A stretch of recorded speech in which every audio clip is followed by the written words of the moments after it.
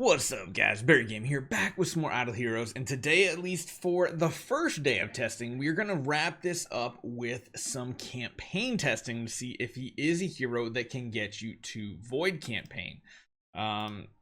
Typically, I feel like Campaign isn't as difficult as Tower of Oblivion is because the waves aren't as crazy hard. We are going to have to stick with the crit build, I believe, for some extra damage. And we will not be using Eloise because, well, Eloise is not exactly who we would normally be putting in this lineup, because we're talking about one E5 hero. Granted, he's V4, so you would have more E5 heroes, but I don't want Eloise to kind of, I guess I'd say, taint our testing here. So we'll have to see if he has the survivability. Now, Bloodblades are going to completely wreck us most likely, so I don't think this is going to go very far in this type of build. We are going to have to go back to a... Oh, God, the amount of healing they do is just ridiculous. So much damage. It's so much... Enemy Bloodblades are absolutely disgusting. Like, ridiculously. And the fact, again, that he only hits front row targets feels really, really bad. And I don't think... Wow, he actually took out all of them. I don't think it's going to matter. I think he's still going to die these bleed dots here. He got up to 7 stacks, so we can try our best to remove them, but they will tick before they disappear, which is the big downside of that skill. I mean, maybe he's getting too many stacks right here from the first round, so he's losing too much health. But if we don't do that, then actually it doesn't matter because Bloodblades hit a lot of targets. Maybe swapping him to the back row means the other targets will take all those basic attacks. Except for that one big active right there, which was quite annoying. Wait, how did we lose energy there? Oh, no, sorry, that I was looking at the other here. I was looking at the top one thinking that was our main damage dealer. It was not. Okay, so now he's clean. He doesn't get hit by anything, but still, this is 5 actives of bleeding. That is not going to work. That is not going to work one little bit. They're basically full health, which is just crazy, the amount they heal. Like, it's just absolutely nutty. The only other thing I consider is maybe putting her in just to get past this wave to see what other waves do.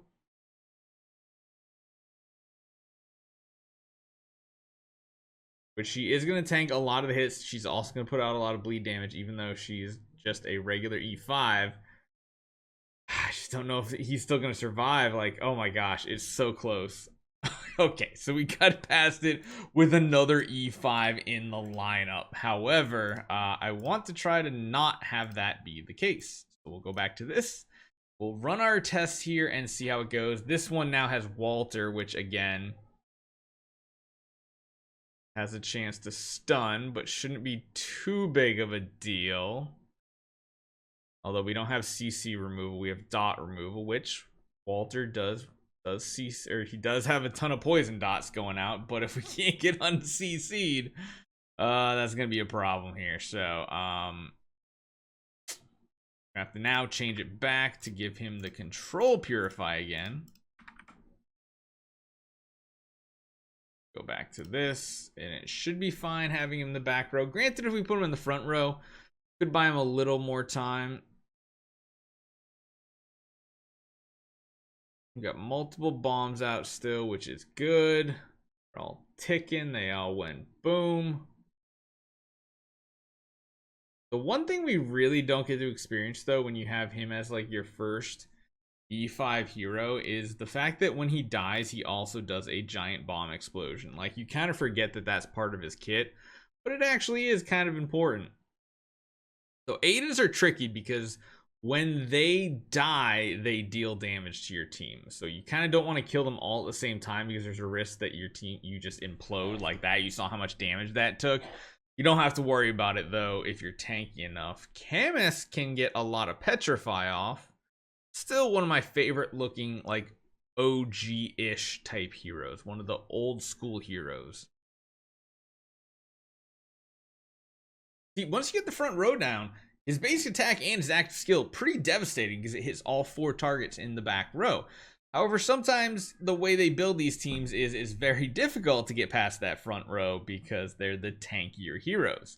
Things like this, though, don't seem to be too bad most of the situations. Oh, that's a lot of poison stacks building up. Look at that, up to 12 stacks. 15 stacks. We're somehow still alive. It's mainly because Margaret is just utter garbage in these scenarios. As you can see, there's some good progression to be had here. We're not quite in the apocalypse difficulty just yet, though.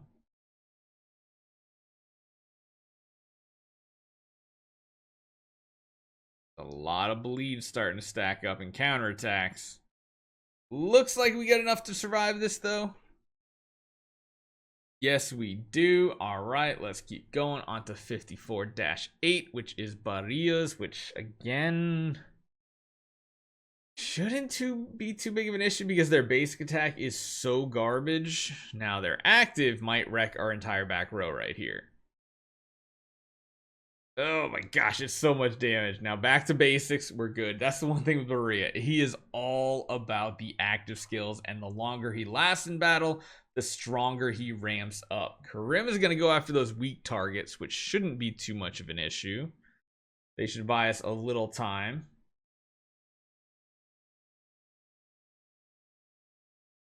Getting those bombs out there, counting them down. Honestly, the bombs do a lot less damage than I was anticipating them to. It really feels that way. I was expecting the bombs to really feel more impactful.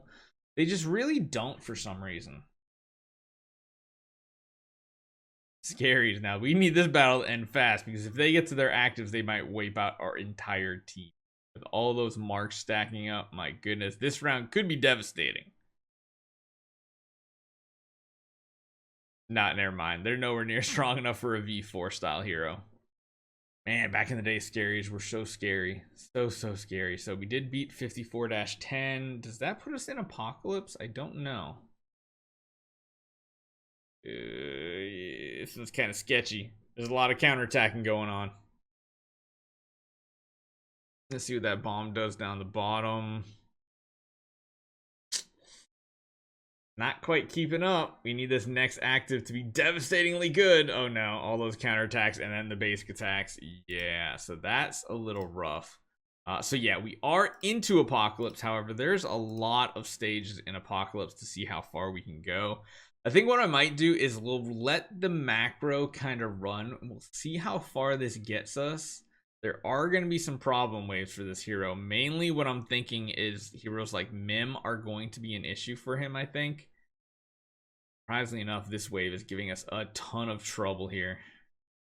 Not quite enough survivability. And like I said, without that self-sustain, it's really, you got to be a devastatingly strong hero like a Tix or something to be able to do early game content. Like, you need something to self-sustain, and as easy or as doable as Sealand is with this hero, a lot of these other game modes are not. You rely way too heavily on crit chance and going for an unoptimal artifact like Punisher of Immortal. Like, that is not an artifact you should go for in the early game. You should be going for crowns or things like that where they're going to be more useful in the long run.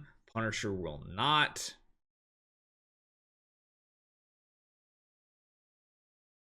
But I do think he's going to make decent progress here. Definitely get us further than where the Eloise was currently.